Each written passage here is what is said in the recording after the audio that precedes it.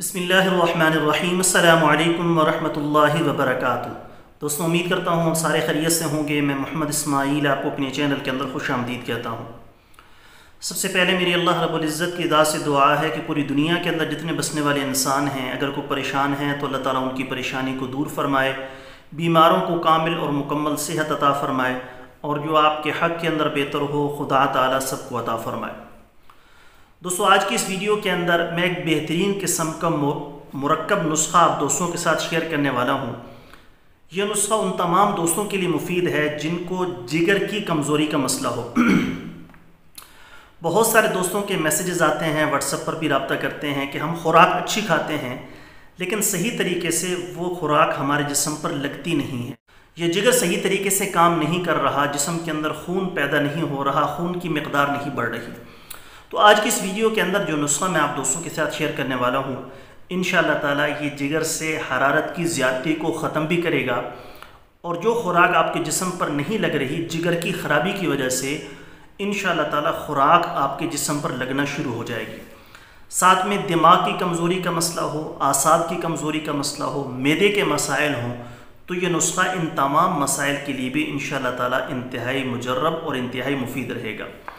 और साथ साथ चेहरे की रंगत साफ़ करेगा, आसाबी दर्दें ख़त्म करेगा।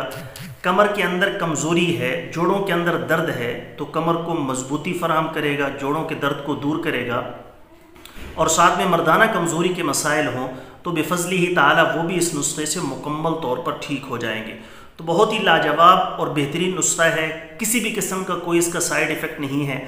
सारी की सारी चीज़ें आपको बासानी पिनसार की दुकान से मिल जाएगी। मैं एक एक चीज़ के बारे में आपको लिख कर बताऊँगा, कितनी मिकदार लेनी है, इसको किस तरीके से बनाना है, इस मुरक्कब को कैसे तैयार करना है और कितनी खुराक खानी है, कैसे इस्तेमाल करना है।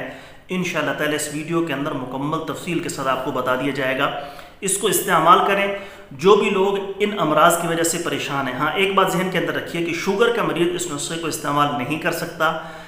जिनको शुगर का इशू नहीं है, चाहे वो मर्द हो, चाहे औरत, चाहे वो जवान हो, चाहे वो बूढ़े हों, इस नुस्खे को बिला झिझक इस्तेमाल कर सकते हैं।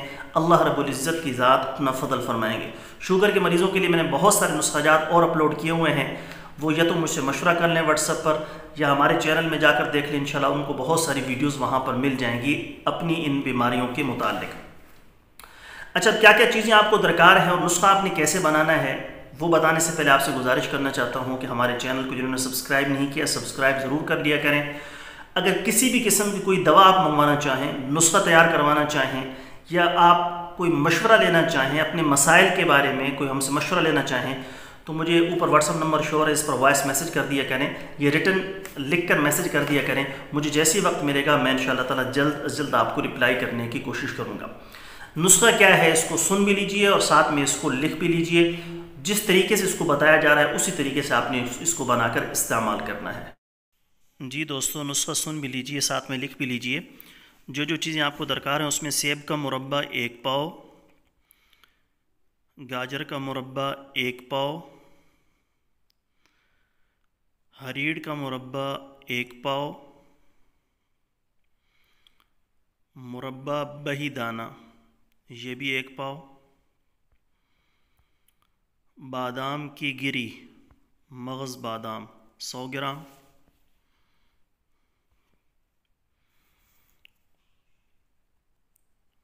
वर्के नुकरा 1 कापी, नंबर 7 सब्ज़ इलायची, छोटी इलायची सब्ज़ वाली 15 ग्राम, नंबर 8 ज़ाफ़रान दर अर्के गुलाब, यानी इसको आपने अर्के गुलाब के अंदर खरल कर लेना है, फिर इन अज्जा के अंदर शामिल करना है। 1 तोला खालिस वाली। नंबर 9 जवाहिर मोहरा ख़ासुल ख़ास, जवाहिर मोहरा ख़ासुल ख़ास 5 ग्राम। नंबर 10 एक मुरब्बा रह गया था, मुरब्बा आमला, मुरब्बा आमला 1 पाव। दोस्तों, ये सारे आप इंसार की दुकान से मिल जाएंगे। अगर आपको मुरब्बा बनाने की तरकीब आती है तो ख़ुद मुरब्बा बना लें तो सबसे बेहतर है, اور اگر نہ بنا سکے تو پنسار کی دکان سے لے لیں، لیکن اس میں سے آپ نے شیرے کو بالکل صاف کرنا ہے، شیرے کا استعمال نہیں کرنا۔ آگے چل کر میں آپ کو بتاؤں گا کہ آپ نے اس میں سے شیرے کو کیسے فارغ کرنا ہے، کیونکہ اس مرکب کے اندر ہمیں شیرے کی کوئی ضرورت نہیں ہے۔ دوستو، مربع جات کو پانی سے اچھی طرح دھو لیں، نیم گرم پانی ہو، اس سے اچھے طریقے سے مربع جات جتنے بھی ہیں ان کو اچھے طریقے سے دھو لینا ہے۔